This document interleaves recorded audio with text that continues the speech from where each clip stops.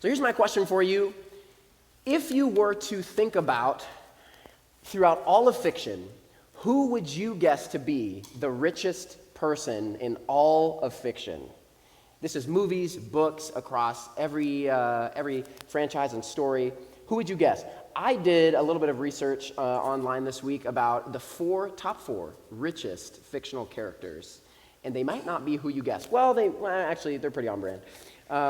Coming up at number 4, we have Tony Stark, classic. They don't really know, but they estimate him to be at about, well, wait, was I wrong? Yeah, I was wrong. My bad. My notes are in the wrong order. It's Bruce Wayne. It's Batman. Okay, so we have Batman coming up with 80 billion. That's what they estimate his net worth to be. I felt a little silly typing in Batman net worth into Google this week. But my algorithm, I am creating it for myself. I'm curating it. So we have Bruce Wayne here at 80 billion. That's number 4. Then after that, I spoiled it already, Tony Stark, 100 billion. That seemed a little bit small to me. When I looked that up, I was like, you'd think that, based on his depiction, that he'd have more money than that, but 100 billion it is. Then we have Smaug the dragon from The Hobbit. If you've ever read The Hobbit by C.S. Lewis, author of the Chronicles of Narnia. We have Smaug the dragon, who had a hoard of wealth in a dwarven cavern. And I don't know how that they could ever calculate that his net worth. Imagine typing not only Batman net worth, but Smaug the dragon net worth into Google. That was me. $1 trillion, okay. And then finally, last but certainly not least, we have good old Scrooge McDuck, who they said his wealth is incalculable. Which is a hard word to say, a bit of a tongue twister. Here he is diving into his billions and billions of gold doubloons. And when I found this, I was like, man, it's been a while since I engaged with the mythos, the lore of Scrooge McDuck, if you will. And so I wanted to begin by diving into Scrooge McDuck's story. Maybe you've never heard the story of Scrooge McDuck. Probably didn't bet on this being in your sermon today. Here we go. Scrooge McDuck, he was created by a man named Karl Barks. Not Karl Marx, very different. 2 different names. Karl Barks, he was an artist, an illustrator. Scrooge is a self-made trillionaire duck known for his immense wealth, adventurous spirit, and tough Scottish attitude. He hails from Scotland. He was born into poverty, into a poor family. And as the story is told, as the legend goes, Scrooge, he earned his first dime shining shoes at a shoe shiner's stall. And he vows one day to work so hard that he will never be cheated out of a dime again, because he felt like people were always cheating him and getting a deal on shoe shining. And so he was driven by this ambition that he would never lose money again. He set out across the world. He became a gold miner in the Klondike. He tamed the American West, and he outsmarted countless business rivals. And he amassed a legendary fortune, which he stored in his iconic money bin vault. But something happens to Scrooge McDuck. If you grew up like me in the 90s, perhaps you heard of there was an animated cartoon called DuckTales, and it told the story of Scrooge McDuck. But what happened after he amassed his wealth? His life changes quite a bit when his nephew Donald, who maybe you've heard of, last name Duck, and his great nephews. Man, that's a fun noise. I want to do it again, but I won't. We're going to carry on. Everything changes when his nephew Donald Duck and his nephews Huey, Dewey, and Louie enter his life, and he learns a few lessons along the way. Now, we're going to come back to Scrooge, but I think his story, it touches on a touchstone, a little point here, that leads us to our text today, which is all about treasure. And this is what Jesus has to tell us today, is all about treasure. Now, we find ourselves, as I said before, earlier, at the end of our series, The Jesus Way, bittersweet ending. And it's actually not because the Sermon on the Mount is ended or concluding, but it's just the way our calendar worked. But I found it kind of fitting, just the fact that we landed here, that we landed, our last week of this series is all about treasure, all about money. And I'll explain why, but first a quick recap. Over the past few weeks, we've been learning lots of different things about Jesus Way people, the types of people that Jesus Way folk are. And this has kind of been our main thesis, that Jesus is putting forward the idea that Jesus' way people are different than the world around them. And here's just a few snapshots. We have Jesus' way people are proactive about reconciliation in a reactive world. These are proactive people. They're seeking to reconcile. They are the proactive parties. Even when they've been harmed, they're the ones that go out and say, hey, can we make this right? They push back against objectification, right? We talked about this in our week on lust, that we live in a world that is saturated with objectification of the human body. And Jesus' way people say, no, we push back. We say, no, human bodies are not objects. You are a whole person created with dignity in the image of God. We're pushing back. We are creative with nonviolent resistance. When things are unjust, we don't follow the pattern of empire and fight with the sword, but we find creative ways to be nonviolent, to push back. Jesus' way people give just to give. Give just because. We give because we have been given to so generously. We seek the highest good for those that we have the most tension with in our lives, in our friend circle, family circle, community, politically. We seek, man, what's the person I have the most tension with? And then we seek intentionally, how can I do the most good for that person? How can I bless them in a way? And we also share God's burdens for the world in the same way that there are certain burdens that weigh heavily upon God's heart that we find in the scriptures. Jesus' way people have those same burdens. And so all along the way, we have been painting a picture of what the Jesus way person looks like. But the question is why? Why are Jesus way people that way? The easy answer is because Jesus said so, and we could go that route. That is enough. Jesus is the king. He's our king, highest authority. But the question is why? Why are Jesus way people different than the world around them? Well, I would argue it is because of this very reason, because we have a different king. Jesus' way people follow a different allegiance, while all the world around us follows after empire, after fame, after fortune, notoriety, after money. Jesus' way people say, no, my allegiance is somewhere else. My allegiance is to a different king. It's to a different government. It's to a different kingdom. And that means a few things for us. That means, number one, our trust is in a different place than the rest of the world, right? It means that what I trust in, what I put my hope in, what I'm banking on is different than those who are not Jesus' way people. And this actually makes me think of Paul's word in Romans chapter 12 about not being conformed to the pattern of this world, right? It's almost as if he's arguing there's a certain pattern that this world operates by, that the culture operates by, and it's a powerful, powerful rhythm, so to speak. It's a powerful current, if we're to think of it as like a stream, perhaps. There's a current, there's an undertow, there's a riptide that's pulling us in a certain direction, and Jesus' way people are swimming in the opposite direction. We're saying, man, we're not going after that pattern. We have a different way of thinking. But then there's that second half of that verse, right? Do not be conformed to the pattern of this world, but be transformed by the renewing of your minds. But be transformed.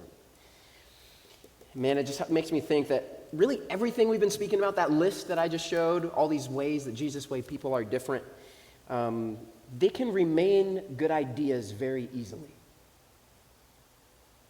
I feel like we need to wrestle with that.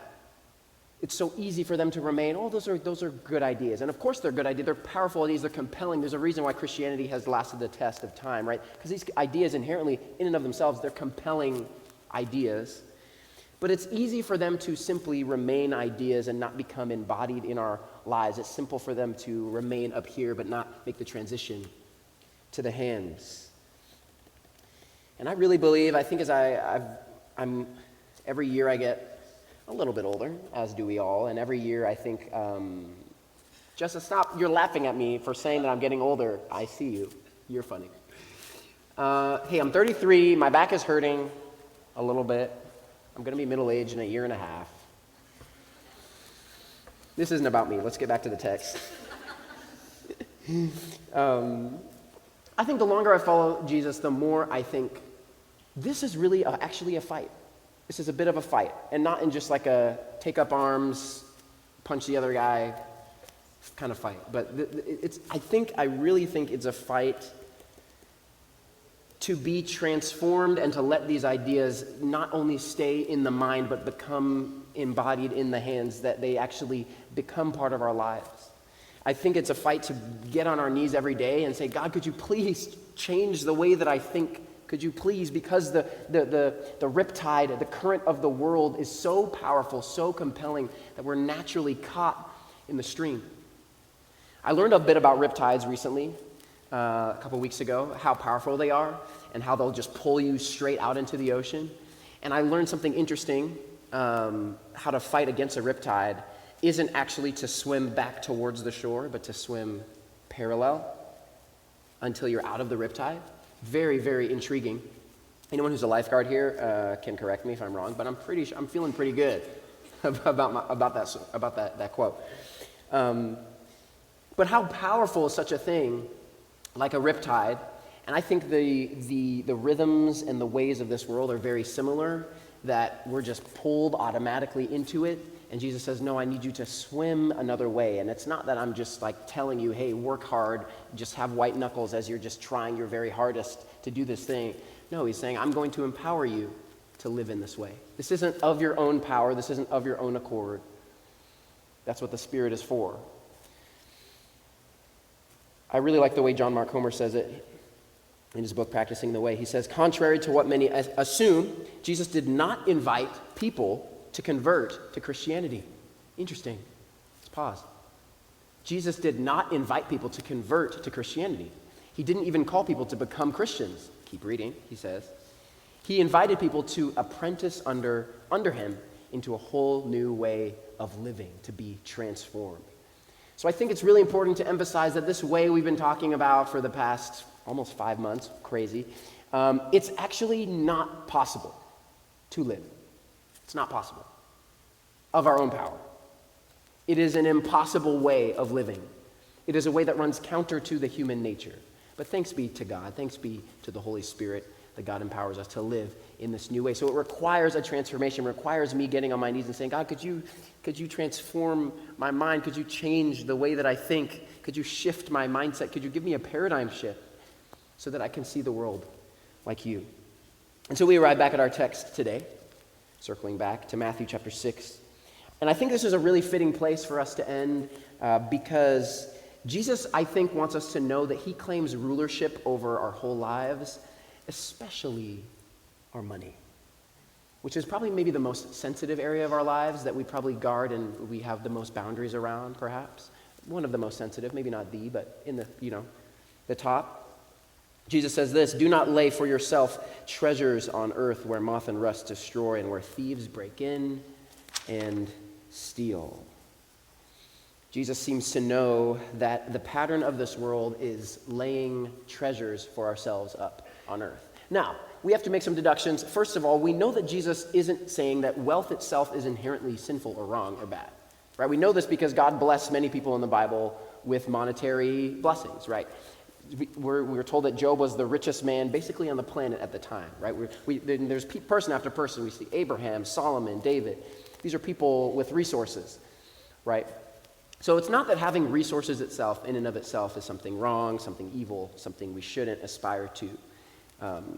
But Jesus is saying, man, there's this pattern of this world, this rhythm that the world runs off of. The music of the world is to amass wealth for wealth's sake on this earth, to create a hoard like our friend Scrooge McDuck, to have a little bit of, what's the word I'm looking for? What's the word for, a vault. Yes, to have a vault. The tendency of this world is to create a vault and to not do anything with the vault, but to simply have the vault for the vault's sake. And I think that Jesus is saying there's a different pattern. Jesus' way people, we operate by a different pattern. I think he's talking about priority and identity, right? So first, priority. Priority is, what are the things on your list? What's the order of what's most important to you in your life? And if you go by the world standards, it could be very easy, right? We're kind of brought up in a society where the pattern is, hey, you kind of go to school so you can learn a job or a trade, and then you do that job or trade to amass wealth for yourself or your family, for posterity, generations to come, etc. This is the pattern of the world. And again, I don't think Jesus is saying this is inherently a wrong thing, But he's definitely saying, man, we need to be careful because these systems inherently, they sort of are making us into a certain type of person. They are forming us. They are creating us into the type of people who prioritize. It's so easy for money to become the priority, to just slip to the top of that list. And Jesus is saying, no, Jesus way people, God is at the top. We have Jesus priorities. So not only priority, but identity, right? So this is a shift in identity. Man, I'm not just a producer. I'm not just someone who is born to amass wealth, but rather I am a son of the King in the kingdom who owns all of the wealth in the universe. I don't need to have a scarcity mindset because I'm living from a family of abundance. I think it also means Jesus way people, we have Jesus priorities with our money, right? It shifts the way we spend our money, right? As the rest of the world is following after a certain pattern of spending money, Jesus way people are looking around the world, they're saying, no, how can I be an agent for this kingdom of heaven on the earth with my money? The next verse, it says, lay up for yourselves treasures in heaven where neither moth nor rust destroy and where thieves do not break in and steal. Interesting that Jesus seems to insinuate that there's a way to live that we're storing up treasure in a different way. There's a way in which your life can operate where your priorities have shifted so that your aim and your identity is in heaven rather here. Your dependency is no longer monetary, and you begin living for some other aim, for a Jesus aim. Now, the question is, what are these heavenly treasures, though? What are these treasures that Jesus is talking about? And he doesn't really seem to specify, at least in this text. Well, I would argue that the treasures are everything he's been saying the entire time, right? The whole Sermon on the Mount. He's saying, as you live in this way, as you live under my kingdom, as you live as Jesus way people, the fruit of that you earn is heavenly treasure, or in the Greek, sky treasure. Very kind of interesting in that way. Jesus says, when we live this way, we are storing up something infinitely more valuable. And some of you know this already. Some of you are generous with your funds and your money. You've been able to bless other people. And when you do so, what's so interesting is you actually receive the blessing. So intriguing how that happens. It's actually a gift to you, and it's almost like Jesus saying you're storing up these little heaven, bank account credits. And it's not that we're earning something in heaven or earning something with God, but there's something deeper that's being accumulated. There's something deeper, something more meaningful, something more valuable, something more beautiful. Finally, Jesus says in verse 21, classic verse, perhaps you've heard it before. For where your treasure is, there your heart will be also. And I think this is really, pun intended, the heart of the whole thing, right? This is what Jesus has been saying really the entire time, right? He knows the temptation of religion is for the religion to be in our hands but not our heart. He knows that the temptation is for our faith to be indeed but not reach beyond, not invade our heart and our mind and our conscience and our will. And I think that's why he's been saying all the things he's been saying all along the way throughout the Sermon on the Mount. I think that's why he says things like, you've heard it said, thou shalt not murder. But I say, if you have resentment in your heart towards someone, you've already committed. Because it's so easy in church to let it just be the hands and not the heart. Smiling with your teeth, but in your eyes, there's some resentment there. There's a little hatred there. Didn't commit adultery, but you thought about it, right? There's a tendency for it to it's easy to practice the letter of the law and it not change your heart. And I think that's what Jesus is trying to get at, right? We talked about this from the very beginning. Not that God's law was ever good, was ever bad or wrong. Nothing wrong with it. In fact, it's beautiful and good. It leads us to God's heart. We understand what God's character is like through it. But Jesus said, I'm calling you deeper. I'm calling you into a deeper expression.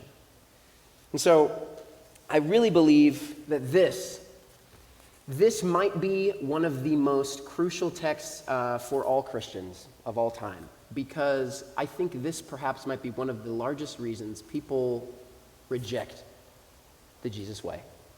Because of Christians who are Christians with hands but not heart. And we learned a few weeks back, we did the research, right? We saw a Barna poll that said a huge percentage, I think it was 46% of all people asked, hey, why aren't you interested in Christianity? And they said the number one reason was hypocrisy.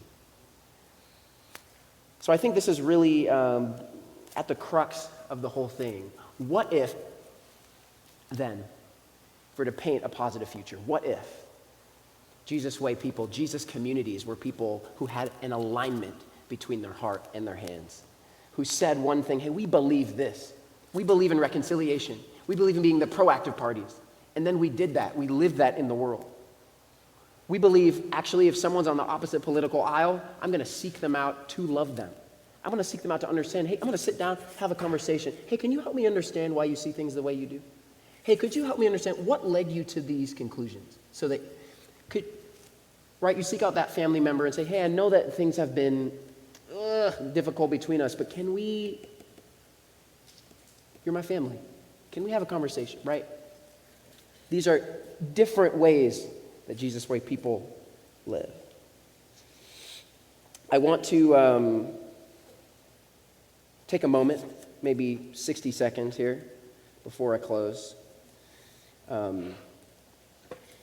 This text is very challenging, I think. He's hitting us not only in our hearts and our minds, but in our bank account. And he's saying, hey, take a look at your bank account, because where your spending is, there is your heart. So here's what I want us to do. I want to do a little exercise. If you have your bank on your phone, I want you to, right now, open your bank account, go to your checking account. You don't need to tell anyone. This is just for you. Keep the screen brightness low. Do your thing. Just take a little scroll. Just take a little scroll through. You can do. In fact, it doesn't even need to be heavy-handed. You don't have to do it now. You could do it later as well.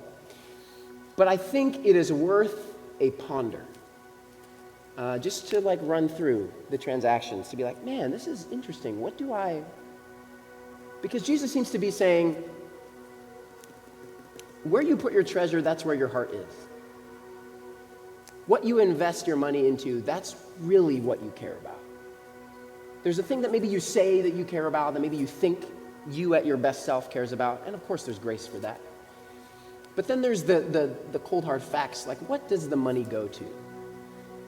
I've had to do that and have a bit of a rude awakening. Like, oof.